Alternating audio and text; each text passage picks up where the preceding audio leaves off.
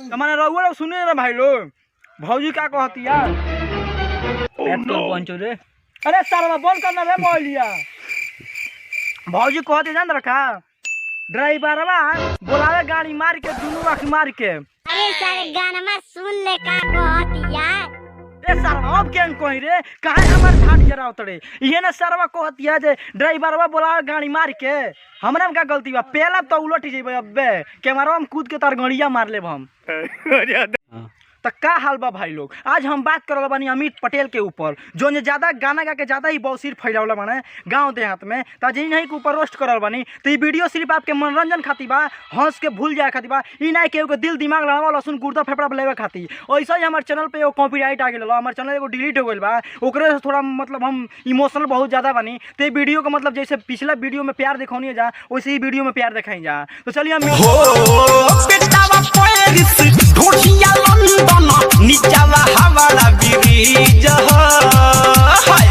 भैया तू एगो काम करो, सब के बारे में तो भौजी के बता दो, भौजी गणियों के बारे में बता दो, भौजी गणिया कहाँ को, ढोनी के बारे में बता दो, आगे पीछे के बारे में सब के बता दो। तो भौजी गणिया के बारे में कहने कर बता दे, भी कर देती है।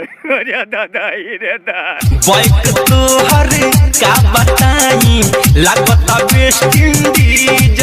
हमार लाड़ एक घंटा से हमारे बोलत रहो जे भौजी के ढोड़िया पेरिस लागे, हमार लाड़वा नहीं लागे।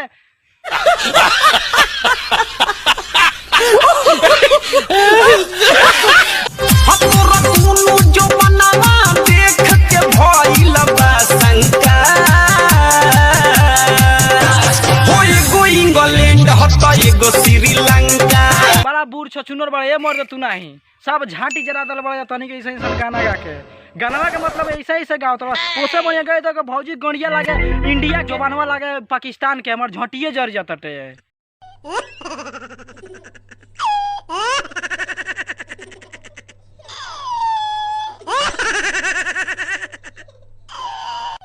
पिचकारी खोज छौड़ी के बिल के नेबा, पिचकारी खोज छौड़ी के बिल। ए भैया तू हमर लाड़ को तो पिचकारी लिया छौड़ी के बिल के नेबा, होली में बिल खोजल जाला का गाना गाओ तो मध्य में लाड़वा का गो बिलिया बा ओकर भौजी के चाही दलबा पिचकारी झाटी जरा तनी के मर्द ऐसे गाना गा के पिचकारी खोज छौड़ी के बिल के नेबा हमर लाड़। अरे दादा रे दा पिचकारी खोज छौड़ी के बिल के नेबा, पिचकारी हमर लाड़वा में बा चाही गणिया में केवाछ लगा दे कूद जइबो, आ ढेर झाड़ जइबो न तो कैमरा में कूद के पेली दे। इसलिए समझ रहे हो, समझ रहे हो ना। करे ना मानिया करे बहन का बेल मारो।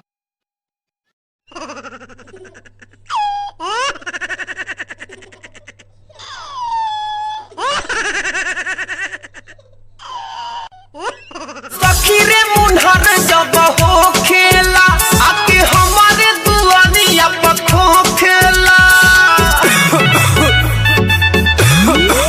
सुनलो जना भाई लोग, भौजी कहलत तिया का ई कहल का चाहतिया, मतलब एकर जोन एगो यार बाटे, मतलब गांव के यार जोन बाटे, तू ड्राइवर हवे आ उ रोज आके के दुआरिया पर खोखेला, तो खोखल जान तर केकरा कहल जाला, कुत्ता के।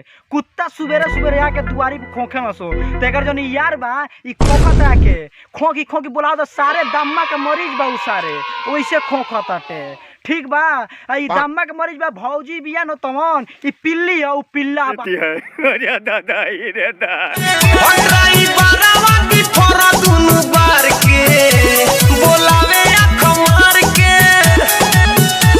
अरे तेरे भाई बहन का बूढ़ चोदा थे, तेरे बहन की बुरी में लड़का के आज मैंने रहुआ लोग सुने ना भाई लोग, भौजी क्या कहती यार रे। अरे सर बंद करना रे बोलिया। भौजी कहती जान रखा ड्राइवरवा बोलावे गाड़ी मार के दोनों आँख मार के। अरे सर गाना में सुन ले का कहती यार। ए सर अब क्या कही रे, काहे हमर झाट जरा उतरे ये ना सरवा कहती है जे ड्राइवरवा बोलावे गाड़ी मार के। हमरा में का गलती बा, पहला तो उलट जेबे अबे कैमरा में कूद के तार गड़िया मार लेब हम। अरे दादा रे दा अगर अगर अगर हमरा चैनल पर वो लोग भुलाट भटकत आ गेल बन जा तो हमरा चैनल के सब्सक्राइब करके जाब जा और जौन साथवा में जौन बेल आइकन वाला करिका लगत न ओके दौड़ा के पेली के ओकर गड़िया मार के ओकर करिया कर देबे बा। हम कुछ नहीं जानत बस ओके दब जाए के चाहिए और हम कुछ जानत नहीं कि बस ओके दबा दिया जा भाई लोग कुछ भी करके। अगर भुलाट भटकत कहीं से आ गेल बन जा हमारे चैनल पर तो सब्सक्राइब करके जाइए जा। मिलब हम नेक्स्ट वीडियो में, तब तक के लिए बाय। वैसे कट जाएगी क्या